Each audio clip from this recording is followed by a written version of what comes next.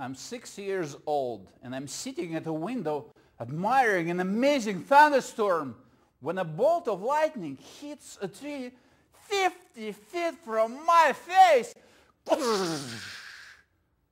Since that very moment, I became obsessed with an idea of creating even a bigger effect.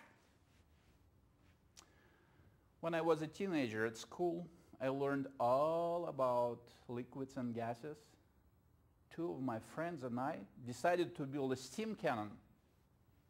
We found a huge metal pipe, about 15 feet long, 8 inches in diameter, with very thick walls. I had a welding set and I welded one end off and I welded the mounting brackets, and it was time to do some steam cannon shooting. It was a beautiful summer day of 1980, the day just before the Olympic Games started in Moscow. We loaded this humongous thing on a small tractor my friend had, and we went to the forest. It was a beautiful forest with pine trees, tall and gorgeous and beautiful. And we had found a clearing in the forest, and combination of three tree stumps to mount our cannon. Next thing was to arm it. We used a few gallons of water as a fuel, and for the shell we used 6 feet long piece of hardwood, cylindric piece of hardwood. We hammered it with a sledgehammer into the barrel. We left about 2 feet outside, and we made it on cone so it looks like a missile. Next, we mounted this thing on the stumps and aimed it. I aimed it at a tree about 300 feet away, but I didn't know the exact trajectory because I didn't know how much force this thing would exert. But from the physics, I knew that everything that comes from the ground goes back to the ground. And I assumed that would be the trajectory.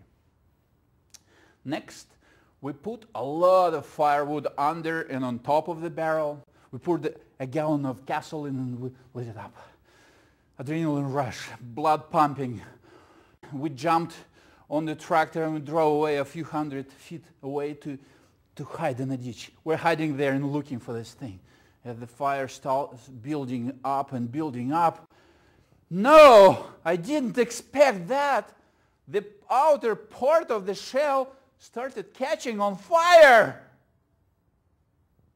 We didn't know what to do. But we knew that the forest that we were aiming at was used to collect pine sap, very highly flammable material. Not only that, but the forest floor was covered with pine needles, and the weather was very hot and windy. We're standing there, paralyzed, and this thing, just like that. Except for the cloud.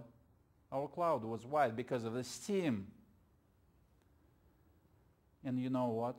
We missed the target tree. The blow was so strong, the shell went right straight and hit a tree behind the target tree.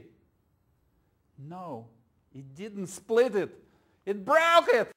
It didn't only break it, it knocked it over, and falling, this tree started piling on other trees, creating a domino effect.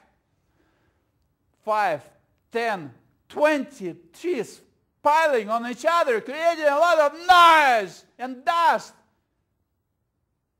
I thought it felt like the world comes to an end, and we're standing there completely petrified and paralyzed. And that's the time when I noticed flames started to develop in the wreckage. We had only one idea: to run as fast and as far as we could. We jumped on the tractor and we drove away. The fire started to rage. 5,000 people were putting this fire for 2 weeks. 10,000 acres of the finest heavy timber was burned to the ground. The government didn't disclose it to the world because of the Olympic Games. They didn't want the world to know that the country is under attack. I think because of that, they didn't do extensive investigation, and we were not found. If we were found, all our families and us would be sent to a prison or to Gulag. I created that effect, and with all its consequences, I started seeing horrible nightmares, and all of that was the reason why I left Russia. But I still see those nightmares, and I haven't never told this story to anyone before, even to my wife. And telling this story today, I'm hoping for those nightmares to go away.